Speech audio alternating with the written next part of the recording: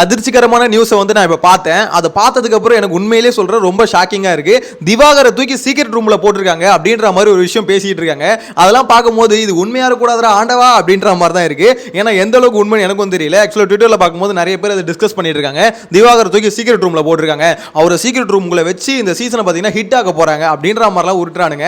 இது எந்த அளவுக்கு எப்படா எங்க இருந்தா இதெல்லாம் எடுக்கிறீங்க அப்படின்ற மாதிரி தான் இருக்கு. ஏன்னா எனக்கு தெரிஞ்ச வரைக்கும் பார்த்தீங்கன்னா நான் விசாரிச்ச வரைக்கும் சீக்ரெட் ரூம் அப்படின்ற ஒரு கான்செப்ட் இந்த சீசன்ல இல்ல அப்படின்ற மாதிரி தான் நான் நினைக்கிறேன். ஆனா எனக்கு தெரிஞ்சு இதெல்லாம் பார்த்தீங்கன்னா ரூமரா தான் இருக்கணும், அப்படி இருந்துடக்கூடாது, உண்மையா இருந்துடக்கூடாது அப்படின்ற மாதிரி தான் நிறைய பேர் நினைப்பீங்கன்னு நினைக்கிறேன். ஏன்னா திவாகரை வந்து சீக்ரெட் ரூம்ல போடுற அளவுக்கு திவாகர் ஒரு பொட்டன்ஷியலான பிளேயரா அப்படின்னு கேட்டா அது இல்ல அப்படின்றது நம்மளுக்கும் தெரியும். அவரை வச்சு ஃபன் பண்ணலாம், அவரை கலாய்க்கலாம், அவ்வளவுதான் அவர்கிட்ட இருக்க கண்டென்ட். அவரு என்ன கண்டென்ட் பண்ணுவார்னா முடிஞ்ச அளவுக்கு ரீல்ஸ் பண்ணுவார், இதுதான் அவர்கிட்ட இருக்க கண்டென்ட். இதை தவிர பார்த்தீங்கன்னா சீக்ரெட் ரூம்ல போட்டு ஷோ அப்படியே தூக்கி நிப்பாட்டுற அளவுக்கு தலைவன் பண்ணுவார் அப்படின்றது டவுட் தான். இன்னொரு மேட்ரு சபரி இருக்கார்ல, அவர் வந்து அந்த பிரஷ் மேட்டரை வந்து மறந்துட்டாங்க அப்படின்னு நினைச்சிருந்தாங்க. ஸோ அதையும் இன்னைக்கு எடுத்து பேசியிருக்காங்கன்னு சொல்றாங்க. ஸோ இது ரெண்டு விஷயத்தையும் வீடியோவில் பார்க்கலாம். மெயினான மேட்டர் என்ன பார்த்தீங்கன்னா முதல்ல இந்த சபரி மேட்டர்ல இருந்து போயிடும். இந்த பிரஷ் மேட்டர் வந்து பெரிய இஷ்யூவாக போயிட்டே இருந்தது.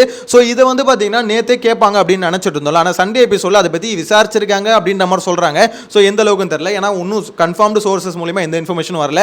ஸோ வந்திருக்க இன்ஃபர்மேஷன் படி பார்த்தீங்கன்னா இந்த wild card entries nomination process இருக்குல்ல, ஸோ அதை பற்றி டிஸ்கஸ் பண்ணியிருக்காங்க. திவாகரை போட்டு அடிச்சிருக்காங்க, பார்வதி அடிச்சிருக்காங்க. ஸோ இந்த மாதிரி தான் போயிருக்கே தவிர இந்த பிரஷ் மேட்டர் எடுத்திருக்காங்களா என்னன்னு தெரியல. மேபி எடுத்திருந்தா நெக்ஸ்ட் ப்ரோமோல வரும் அப்படின்ற மாதிரி நினைக்கிறேன். ஆனால் இப்போ வரைக்கும் பார்த்தீங்கன்னா இந்த பிரஷ் மேட்டரை இன்வெஸ்டிகேட் பண்ணா நல்ல ஒரு எப்படி சொல்ல சுவாரஸ்யமான ஒரு கண்டென்ட் கிடைக்கும். ஏன்னா இப்போ வரைக்கும் எவன் அதுல குற்றவாளினே தெரியல. ஒரு பக்கம் சபரியை பார்க்கும்போது சபரி தான் பண்ணிருப்பானோ அப்படின்ற மாதிரி தோணுது. ஒரு பக்கம் பார்த்தீங்கன்னா இந்த பக்கம் இது சாண்ட்ரா பிரஜன் இவங்க பார்த்துட்டு பரத பார்க்கும்போது உள்ள இவங்க மேல தப்பு இருக்குமோ அப்படின்னு தோணுது. ஸோ என்ன அப்படின்றத வெயிட் பண்ணி தான் பார்க்கணும். நெக்ஸ்ட் விஷயம் என்னன்னு பார்த்தீங்கன்னா திவாகர் தூக்கி சீக்ரெட் ரூம்ல போடுறாங்க அப்படின்ற மாதிரி சொல்றாங்களே. ஸோ இது வந்து எப்படி சொல்றது, சீக்ரெட் ரூம்ன்றது சும்மா சாதாரண விஷயம் இல்லை.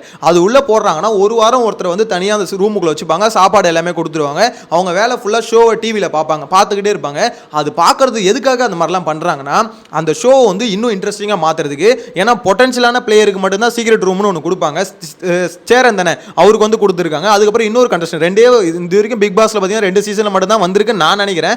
தப்பாக இருந்தால் கமெண்ட்ல மென்ஷன் பண்ணுங்க. ஸோ இதில் வந்து சேரன் அவர் கொடுக்கும்போது பார்த்தீங்கன்னா அவர் பக்காவாக யூஸ் பண்ணாருன்னு கேட்டிங்கன்னா ஓரளவுக்கு யூஸ் பண்ணாரு. ஆனால் பெருசாலாம் அதை வந்து பார்த்தீங்கன்னா யூஸ் பண்ண முடியல அவரால். ஏன்னா அந்த சீசன் வந்து அந்த அளவுக்கு பயங்கர டாக்ஸிக்கான ஒரு சீசனாக இல்லை. ஆனால் அவர் கொடுத்த விஷயத்தை வந்து கரெக்டாக யூஸ் பண்ணார் சேரன். ஆக்சுவலாக விஷயம் என்னன்னா இந்த மாதிரி கொஞ்சம் பிரெயினை யூஸ் பண்ணுற பீப்புள்ஸுக்கு தான் பார்த்தீங்கன்னா அந்த மாதிரி சீக்ரெட் ரூம்னு ஒன்று கொடுப்பாங்க.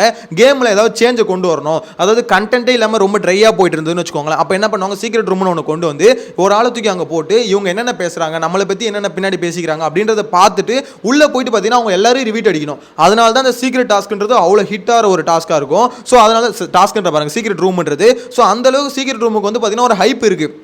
ஆனால் திவாகரை உள்ளே போட்டால் நம்மளுக்கு ஃபன்னாக இருக்கும். ஏன்னா அந்த ஆள் பார்த்தீங்கன்னா எப்போ பார்த்தாலும் கிட்டத்தட்ட பிக் பாஸ் இவ்வளோ பெரிய வீட்டுக்குள்ளே இருக்கும் போதே பார்த்தீங்கன்னா அவ்வளோ ரீல்ஸ் பண்ணுவார். கிட்டத்தட்ட இந்த மாதிரி ஒரு வாரம் நீங்கள் ஒரு பெட்ரூம் மாதிரி இருக்க ஒரு சைஸில் தூக்கி உள்ளே போட்டிங்கன்னா தலைவன் வந்து பார்த்தீங்கன்னா ஒன்லி காலையில் தூங்கி எழுந்திரிச்சிருக்கிறது ஒரு 50-60 ரீல்ஸ் பண்ணுவார், திருப்பி போத்திக்கிட்டு பார்த்துருவார், நடுவில் சாப்பிடுவார். ஸோ இப்படியே தலைவன் வாழ்க்கை பார்த்தீங்கன்னா அமோகமாக போகும் அப்படின்ற மாதிரி தான் என்ன பொறுத்த வரைக்கும் சொல்ல தோணுது. ஸோ இதில் வந்து பார்த்தீங்கன்னா சீக்ரெட் ரூம் கொடுத்து எப்படி அதை வந்து டேக்கிள் பண்ணி அதெல்லாம் கொண்டு போவாங்க அப்படின்ற மாதிரி தெரியல. ஆனால் எனக்கு தெரிஞ்சு பார்த்தீங்கன்னா சீக்ரெட் ரூமுக்கான சரியான ஆள் திவாகர் இல்ல அப்படின்னு என்னோட பர்சனல் ஒப்பீனியன் கேட்டீங்கன்னா சீக்ரெட் ரூமுக்குலாம் அந்த ஆள் தேர மாட்டாரு அப்படின்ற மாதிரி தான் தோணுது. பட் இந்த அப்டேட்லாம் பார்க்கும்போது இந்த விஷயம்லாம் கேள்விப்படுறோம்ல, இதெல்லாம் கேட்கும்போது ஒரு கியூரியாசிட்டி வருது. ஒருவேளை திவாகர் அது வந்து சீக்ரெட் ரூமுக்குள்ள போனா ஒருவேளை எப்படி இருக்கும், ஒருவேளை நல்லா இருக்குமோ அப்படின்னு கொஞ்சம் இன்ட்ரெஸ்டிங்காகவும் எப்படி சொல்ல யோசிச்சும் பார்க்க முடியுதுன்னு வச்சுக்கோங்களேன். ஏன்னா திவாகர் மாதிரி ஒரு ஆளை வந்து பார்த்தீங்கன்னா கிட்டத்தட்ட அவர் வந்து பார்த்தீங்கன்னா ஒரு நார்மல் பீப்புள் கிடையாது. நார்மல் பீப்புள்னா தப்பா எதுவும் சொல்ல. ஸோ அவர் வந்து எப்படின்னா அவருக்குன்னு ஒரு உலகத்தில் வாழ்றவர், அவர் தான் ஹீரோ, அவர் தான் மாசு அப்படின்ற மாதிரி ஒரு உலகத்தில் வாழ்றவர். ஸோ அவரை வச்சு இப்படி ஒரு கண்டென்ட் எடுக்க முடியுமானா அது கொஞ்சம் டவுட்டா தான் இருக்கு. இது எதனால இது மாதிரிலாம் கிளம்புதுன்னு பார்த்தீங்கன்னா திவாகர் ஃபேன்ஸால தான் கிளம்புதுன்னு நினைக்கிறேன். திவாகர் போனதை அவங்களால ஏற்றுக்க முடியல. இந்த சீக்ரெட் ரூம் அப்படின்னு சொல்லும் போதே பார்த்தீங்கன்னா அவங்க ஃபேன்ஸுக்கு வந்து சந்தோஷமா இருந்தாலும் நிறைய பேருக்கு வந்து பார்த்தீங்கன்னா காண்டுதாகும். என்னது திவாகர் திரும்பி வராரா, ஏன்டா இப்போதான்டா கொஞ்சம் சந்தோஷப்பட்டேன், திவாகர் மாதிரி ஆளுங்க வந்து இந்த ஷோவில் இருக்க வேணாம் அப்படின்னு சொல்லிட்டு இப்போ தான் போனார்னு கொஞ்சம் சந்தோஷப்பட்டேன், திருப்பி வராருன்னு ஏன்டா இந்த மாதிரிலாம் பண்ணாதீங்கடா அப்படின்ற மாதிரி தான் நிறைய பேர் சொல்றதை பார்க்க முடியுது. சில பேர் பார்த்தீங்கன்னா திவாகர் சீக்ரெட் ரூம் அப்படின்ற மாதிரி கொந்தளிச்சிட்டு இருக்காங்க. மேபி அவர் ஃபேன்ஸா இருக்கலாம் அப்படின்ற மாதிரி தோணுது. ஆனால் என்ன பொறுத்த வரைக்கும் அது உண்மையாக இருக்கும் பட்சத்தில் நிறைய பேர் வந்து அப்செட் தான் ஆவாங்க. சந்தோஷப்படுறத விட நிறைய பேர் வந்து கவலை தான் போடுவாங்க. என்னடா இது வெளியே போவான்னு பார்த்தா இன்னும் திருப்பி வீட்டுக்குள்ளே வந்துட்டு இருக்கானே அப்படின்ற மாதிரி தான். ஆனால் அது நம்பாதீங்க, எனக்கு தெரிஞ்சு அதெல்லாம் மேக்ஸிமம் கன்ஃபார்ம் ஆகிறதுக்குலாம் வாய்ப்பு இல்லை. எனக்கு தெரிஞ்சு திவாகர் வெளியே வந்துட்டார் அப்படின்ற, அதாவது மொத்தமாக எவிக்டாகி வெளியே வந்துட்டார் அப்படின்ற மாதிரி தான் இப்போ வரைக்கும் அப்டேட் இருக்குது. ஸோ அதனால் திவாகர் வந்து சீக்ரெட் ரூமுக்குள்ளே போடுறது, அவரை வச்சு கண்டென்ட் எடுக்கணும்னு நினைக்கிறது, சேனல் இவ்வளோ மட்டமாக திருப்பி போக மாட்டாங்க. ஏன்னா ஆல்ரெடி அவங்க பண்ண தப்பு அது. திவாகர் மாதிரி ஒரு ஆளை தூக்கி வீட்டுக்குள்ளே போட்டு அவங்க எடுத்தாங்களே, அது அவங்க பண்ண தப்பு. ஏன்னா அவர் உள்ள விட்டு விட்டது இவங்க, இப்போ விட்டுட்டு வந்து பார்த்தீங்கன்னா குத்துதே கொடைதேன்னு சொல்லிட்டு வேற வழி இல்லாமல் இப்போ திவாகருக்கு ஓட்டு இருந்தது, ஓட்டு இல்லாமலாம் திவாகரை வெளியே தூக்கல, அவருக்கு ஓட்டும் போட்டாங்க. இப்போ எதுக்கு வெளியே தூக்குனாங்கன்னா அவர் வந்து டாஸ்கையும் புரிஞ்சிக்க மாட்டாரு. ஃபர்ஸ்ட் விஷயம் அது இவங்களுக்கு ரொம்ப கஷ்டமா இருக்கு. டாஸ்க்கை வந்து பார்த்தீங்கன்னா கெடுத்து விட்டுறாரு. நெக்ஸ்ட் விஷயம் வந்து பார்த்தீங்கன்னா வார்த்தைகளை விடுறாரு. அது ரொம்ப தப்பு இல்லை. ஏன்னா எப்படி சொல்றது, நீங்கள் வந்து டாஸ்க் விளாட்றீங்க விளாத தாண்டி வார்த்தைகள் வந்து கொஞ்சம் அதிகமாக விடுறது, இந்த கேஸ்ட் இதை பற்றிலாம் பேசுறது, அது சூசகமாக அது கேட்டு தெரிஞ்சுக்கணும்னு நினைக்கிறேன். இதெல்லாம் ரொம்ப மக்கள்கிட்ட பார்த்தீங்கன்னா எதிர்ப்பு வருது. யாரா இவன் இப்படி பண்ணிட்டு இருக்கான், இந்த மாதிரி ஷோவில் வந்து இப்படி பண்ணிட்டு இருக்கான், கண்டிப்பாக காண்டாவமாவாதா இந்த மாதிரி விஷயத்தை கேள்விப்படும் போது. அந்த காண்டை வந்து எல்லாம் கொட்ட ஆரம்பிச்சிட்டாங்க. சேனலும் ஓகே இதாண்டா சான்ஸ். ஏன்னா இப்போ வந்து பார்த்தீங்கன்னா ரொம்ப அதிகமான ஓட்டுலாம் திவாகர் இல்லை. இப்போ ஃபர்ஸ்ட் வீக் செகண்ட் வீக்லாம் பார்த்தீங்கன்னா திவாகர் டாப்ல இருந்தார், அந்த அளவுக்கு ஓட்டு இருந்தது. ஏன்னா ஒரு மேலே ஒரு சிம்பத்தி கிரியேட் ஆயிடுச்சு. இந்த பிரவீன் ராஜ் இருக்கால வெளியே போனாரு, அந்த பைபிள பண்ண வேலை தான் இந்த மாதிரி திவாகர் அடிக்கிறேன்னு சொல்லிட்டு பிரவீன் ராஜும் கமருதேன்னு நினைக்கிறேன் ரெண்டு பேரும் அடிக்கிறேன்னு சொல்லிட்டு எல்லாரும் அந்த மாதிரி டார்கெட் பண்ணி ஒரு மாதிரி அடிக்கும். அவர் மேலே சிம்பத்தி ஒர்க் அவுட் ஆயிடுச்சு. ஆஹா என்னடா திவாகர தலைவனை தாக்குறாங்களே, இதெல்லாம் விடக்கூடாது, அந்த ஆள் எனக்கு பிடிக்காது தான், இருந்தாலும் அந்த ஆளுக்கோசம் நான் நிற்கிறேன் அப்படின்ற மாதிரி ஓட்டத்துக்கு கொத்துன்னு கொத்திட்டாங்க. ஸோ குத்துனோன்னு பார்த்தீங்கன்னா திவாகர் டாப்புக்கு போயிட்டாரு. அப்போ அவங்களால எடுக்க முடியல. இப்போ வந்து பார்த்தீங்கன்னா திவாகர் பாட்டம் வந்தோன்னே இவங்களுக்கு சான்ஸ் கிடைச்சிச்சு. இதான சான்ஸ், இந்த சான்ஸ் விட்டா திருப்பி டாப்புக்கு போயிட்டானா ஓட்டில் எதுவும் பண்ண முடியாது. பாட்டமில் இருக்கும்போதே கொஞ்சம் இந்த சமயத்தில் எடுத்தால் கூட பெருசாக எதுவும் கான்ட்ரவர்சியாக மாறாது அப்படின்ற மாதிரி தான் நினச்சி எடுத்திருக்காங்க. இது அன்ஃபேர்னு கேட்டால் ஓட் வைஸ் பார்க்கும்போது அன்ஃபேர் தான், இல்லைன்னு சொல்ல. ஆனால் இது வந்து பார்த்தீங்கன்னா ஒரு ஷோக்கு நல்லதா, இது ஃபேரான விஷயமானு கேட்டால் ஃபேரான விஷயம் தான். ஏன்னா ஒரு ஷோ எங்கேஜிங்காக போகணுங்க. அதாவது நீங்கள் நினைப்பீங்க திவாகர் இல்லைனா கண்டென்ட் வந்து கம்மியாக வருமே அப்படின்னு நினைப்பீங்க. அப்படிலாம் மாறாது, எனக்கு தெரிஞ்சு அப்படி மாறாது. இது எப்படி இருக்குன்னா திவாகர் இல்லைனாலும் ஷோவில் எப்படி கண்டென்ட் வரும், ஒரு டாஸ்கில் எப்படி கண்டென்ட் வரணும் அப்படின்றதான் ஷோ பார்ப்பாங்க. அதாவது டீம் வந்து அப்படி தான் பார்ப்பாங்க. ஒரு டாஸ்க் கொடுத்து டாஸ்கில் சண்டை போட வச்சுப்பாங்க. திவாகர் வந்து பார்த்தீங்கன்னா அவர் ஓனாக சண்டை போடுவார், அது மூலியமா ஒரு கண்டென்ட் வரும். ரெண்டுத்துக்கும் டிஃப்ரெண்ட் இருக்கு. ஒரு டாஸ்க் கொடுத்து டாஸ்கில் சண்டை போகிறதும் ஓனா எனக்கு இருக்க பகையை தீர்த்துக்கணும்னு நினைக்கிறது ரெண்டும் வேற. பார்வதி திவாகர் இவங்க ரெண்டு பேர்கிட்ட வர கண்டென்ட் எப்படின்னா அவங்க ஓன் பகையை எடுத்துன்னு வந்து டாஸ்கில் போட்டுருவாங்க. அதனால டாஸ்க் வந்து பாதியில் நின்றும், இல்லை டாஸ்க்கு கொலாப்ஸ் ஆகிடும். ஸோ இதுதான் பார்த்தீங்கன்னா பிக் பாஸ் டீம் வந்து அவர் பிக் பாஸ் சொன்னார்ல, அந்த ஒரே ஏதோ ஒரு விஷயம் இடிக்குதுன்னு சொல்லியிருந்தால, ஸோ அந்த ஒரு விஷயம் தான். ஸோ என்னை பொறுத்த வரைக்கும் இந்த சீக்ரெட் ரூம்ன்ற ஒரு விஷயம் வந்து திவாகர் மாதிரி ஒரு ஆளை உள்ள விட்டா அவ்வளோதான்.